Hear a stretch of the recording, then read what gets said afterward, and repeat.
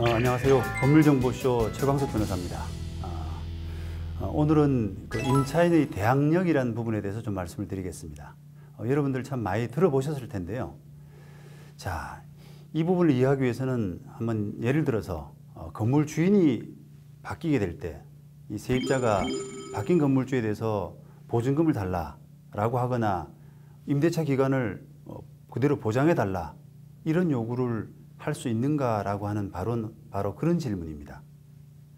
자, 물론 건물주가 변경되는 과정에서 건물을 팔고 사는 사람과 임차인 모두 모여가지고 그 기존 임차인의 권리 의무를 새로운 건물주가 넘겨받는다라는 것으로 합의가 되면 아무런 문제가 없겠죠. 바로 이런 부분은 그런 합의 계약이 있기 때문입니다. 자, 그런데 이런 합의가 없을 때 바뀐 건물주에 대해서 임차인이 권리를 주장할 수 있는지 이런 부분이 바로 의문입니다. 자, 이 문제를 해결하는 열쇠가 바로 대항력입니다. 자, 만약 새로운 건물주에 대해서 권리 주장이 가능하다면 대항력이 있다 이런 표현을 쓰고, 반대로 새로운 건물주에 대해서는 임차인의 권리 주장이 불가능하다라고 하면은 그 건물주에 대해서는 대항력이 없다 이런 표현을 쓰게 됩니다.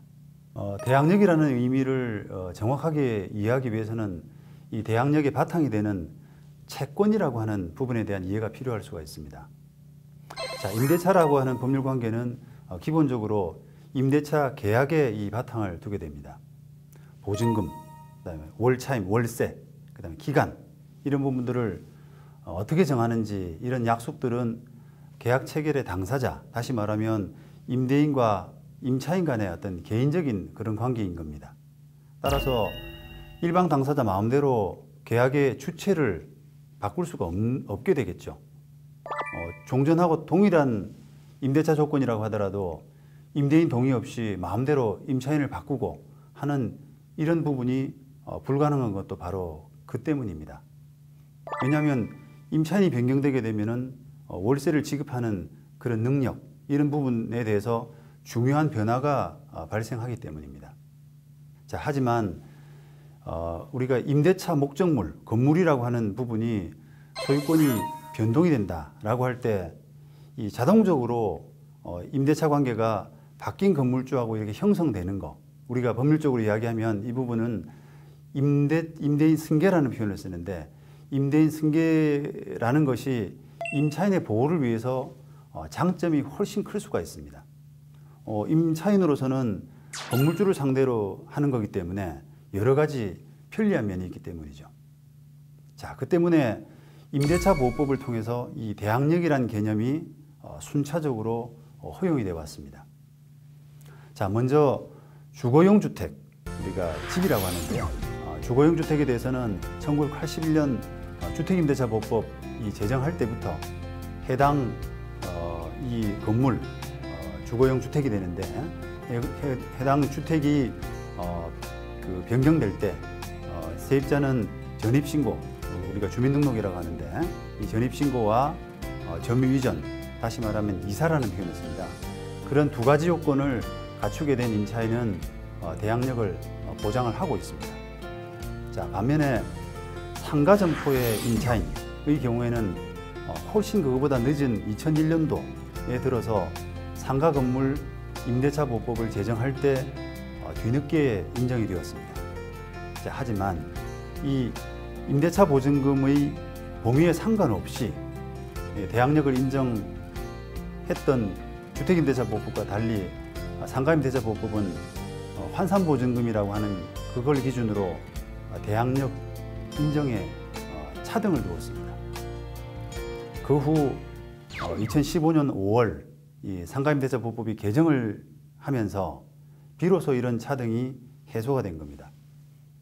결국 그 상가 점포에 대해서는 대항력 적용이라는 것이 2001년도 이전에는 아예 전혀 불가능했고, 그러다가 2015년 5월 개정 이전에 보증금 이하, 환산보증금 이하 임대차 계약에 대해서만 적용 가능했었고 그 이후에는 모두 허용하는 그런 과정을 변청 과정을 거쳐왔습니다.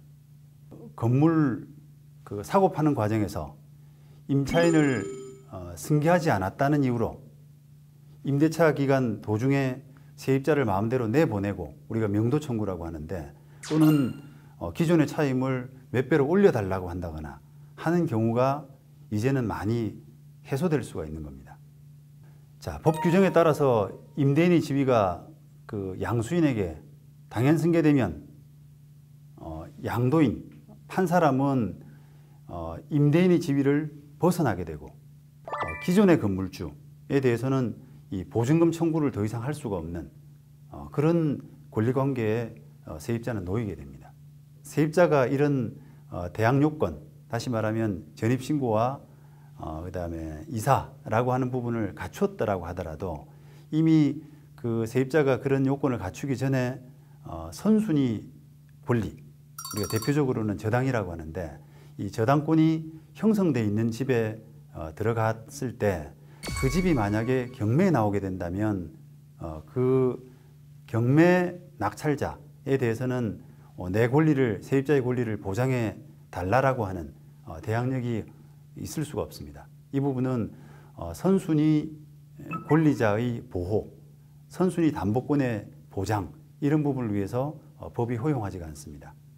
물론 경매가 아니라 그냥 사고 파는 일반 매매의 경우에는 그 사람들 간의 합의라든지 또는 대항력이라고 하는 그런 법에서 강제하는 부분 때문에 당연히 바뀐 소유자가 대항력을 떠안아야 될 의무를 가지지만 경매로서 이게 넘어갔을 때는 담보권의 보호를 위해서 대항력을 인정해 줄 수가 없다는 겁니다.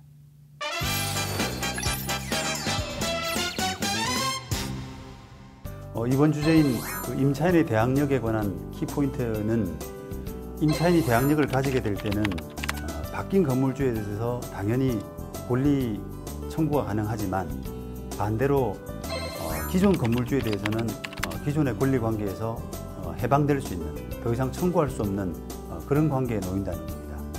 때문에 임차인으로서는 기존 건물주의 어떤 자력 이런 부분에 의존하지 말고 그 물건 자체의 어떤 담보력이 얼마나 되는지 하는 권리 분석을 보다 철저히 할 필요가 있습니다. 지금까지 법률정보쇼 최광석 변호사였습니다. 감사합니다.